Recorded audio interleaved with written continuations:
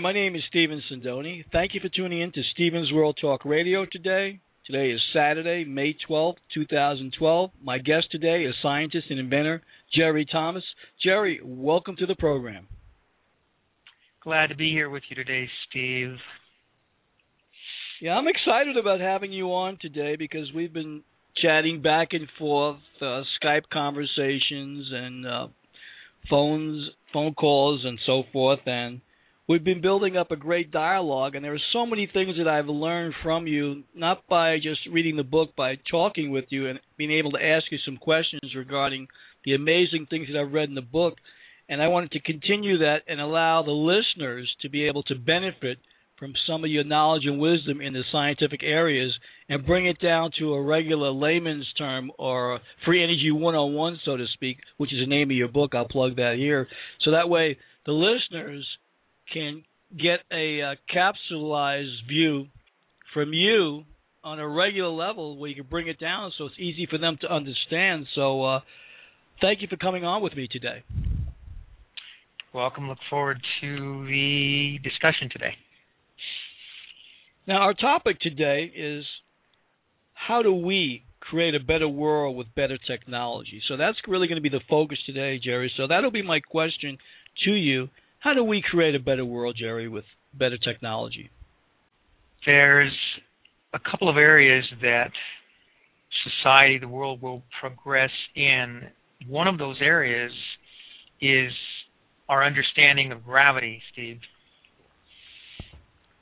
Well, why don't you give us the definition of gravity as we know it? The more traditional views of gravity have to do with Newton saying that the masses attract each other. This is sort of the background, and I'm putting it in terms that are simple enough, hopefully, for everybody to understand. The scientific world has gotten hold of that and turned it into quite a fiasco, in my opinion. Something I'd like to shed some light on today, Steve. Great. Well, when you say fiasco, what specifically are you referring to? What have they done to kind of confuse the matter? Well, just the very idea that they've led people to believe that gravity has to do with the mass of the sun attracting the mass of the earth and so on and on and on with this mass attracts mass thing. And, of course, they back this up with mountains of so-called scientific data.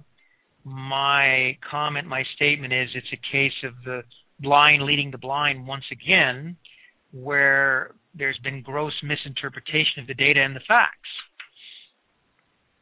Well, let's go back to Sir Isaac Newton. He was the first one to come up with the theory for gravity. Is that not correct? Well, more or less. Certainly there probably is a lot of unwritten authors of theories. The apple hit our young Newton on the head, and from there supposedly he extrapolated. Kepler was before him, and quite honestly Kepler was much closer to the truth than Newton would ever imagine to be. The problem, Steve, because I would really like to get into sort of the problem and sort of the solution here as quickly as possible. The problem being that Newton had little understanding or appreciation for what we call fields, like magnetic fields, electrical fields, that sort of thing. Those things were missing back in those days of Newton when these guys came up with these definitions. As I mentioned, there's this field thing that is going on. There's an electrostatic gradient in the Earth's atmosphere and out in space. That is different than magnetism.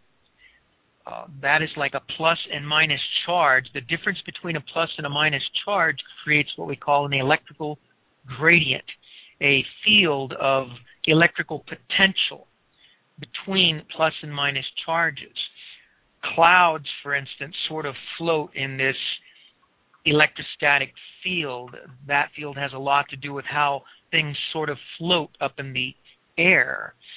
Smoke can be electrostatically charged. Of course, smoke is based on heat and heat differentials, and hence it also floats.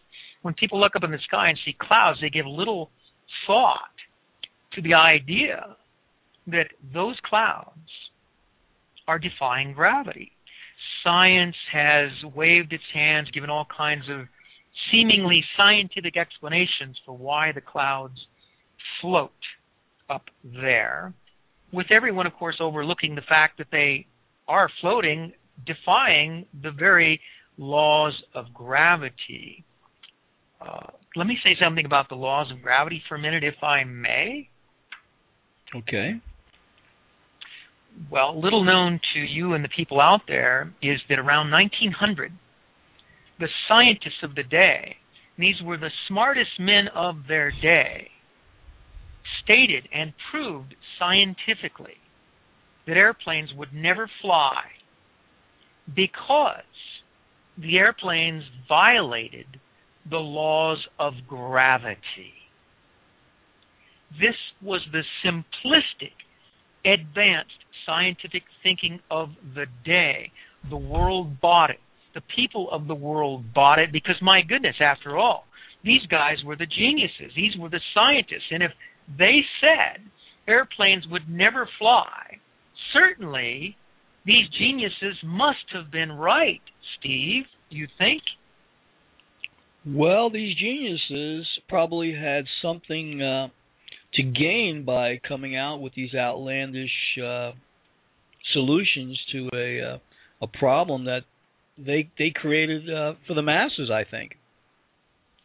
Well, again, the point I'm trying to drive home here, as is should be obvious to anyone who has a mind left in their head, is that science has often said a lot of things which are simply not true. Science once said the world was flat, and the masses bought that one also.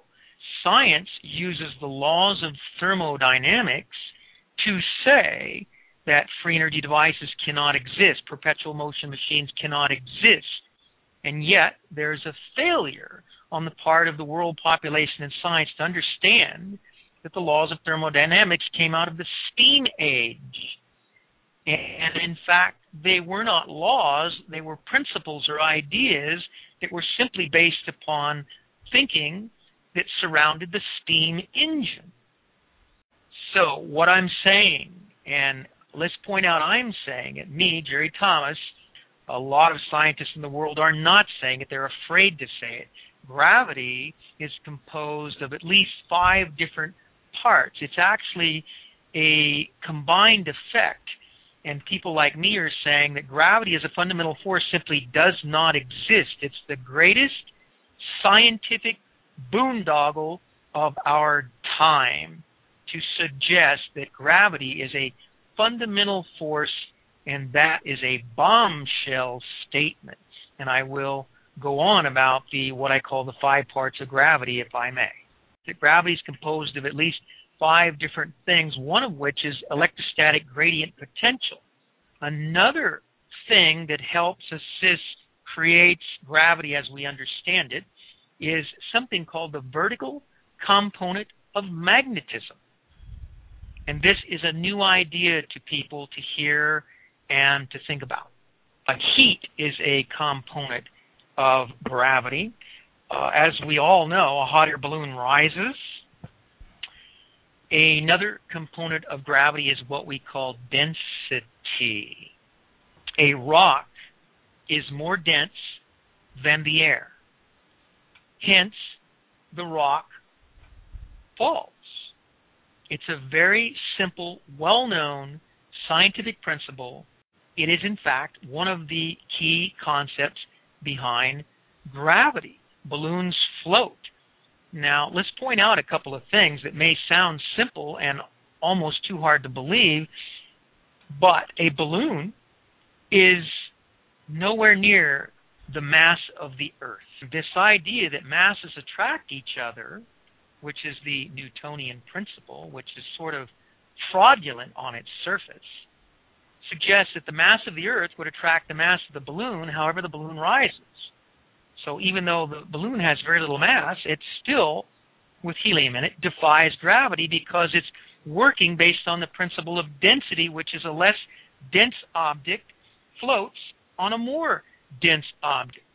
So density, a very well-known and understood scientific principle, is in fact closer to the truth about what gravity is all about.